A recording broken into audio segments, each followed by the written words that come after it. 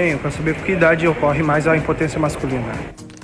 Bom, a gente sabe que a impotência pode acontecer em qualquer idade, desde a adolescência até a idade mais, em homens mais velhos.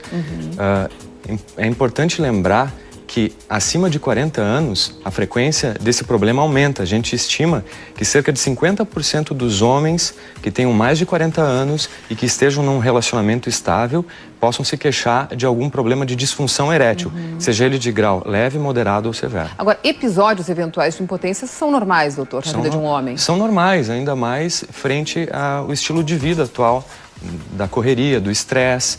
Esses fatores podem sim influir na performance sexual. Quando buscar ajuda?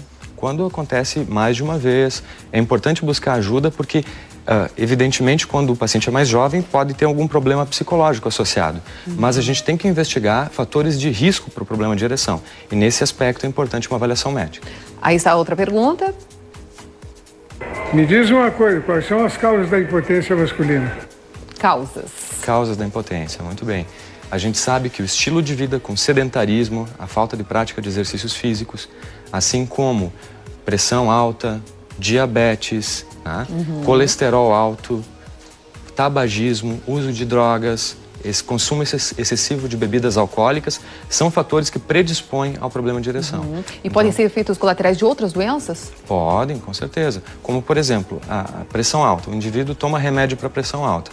O próprio medicamento tem como efeito colateral, em determinadas circunstâncias, o problema da ereção.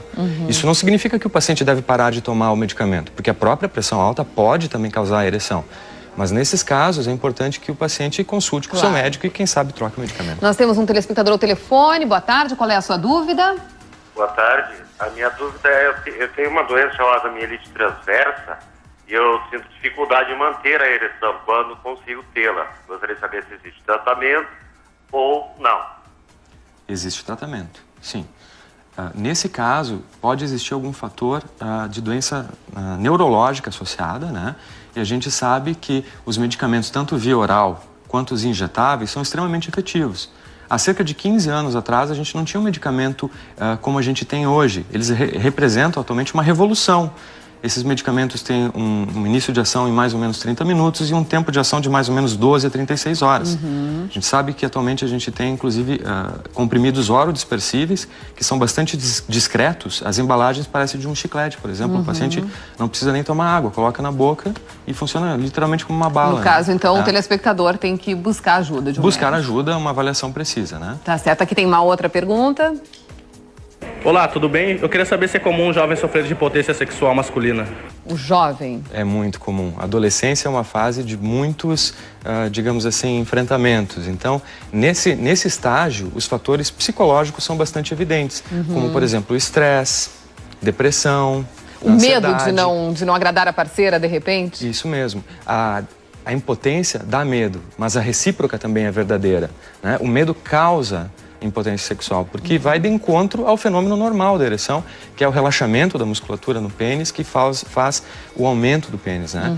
Então, é importante que esse paciente procure uma ajuda, porque quando a ansiedade está presente, isso pode se transformar numa bola de neve. Isso é um círculo vicioso e o paciente pode ficar cada vez pior. A pergunta seguinte era sobre o estresse. O estresse pode causar impotência, doutor? Cristina, até 70% dos pacientes que se apresentam no consultório com queixa de disfunção erétil, a gente consegue identificar, sim, um fator de estresse. Pode ser um problema de relacionamento, um problema no trabalho, até dificuldades financeiras. Isso tudo influi com a sexualidade, com certeza. Muitas vezes, quando a parceira vem junto, no caso a esposa, a gente pode, sim, pensar em terapia de casal, que é uma das modalidades de tratamento naqueles casos em que a gente verifica um fator psicológico predominante.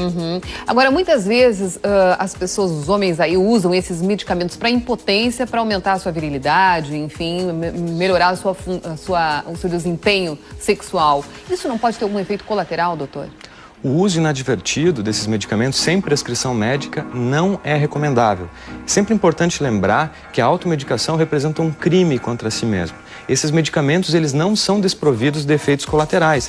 Que efeitos seriam esses? Dor de cabeça, rinite, pressão baixa, que às vezes pode acontecer, calorões, então uma série de efeitos colaterais.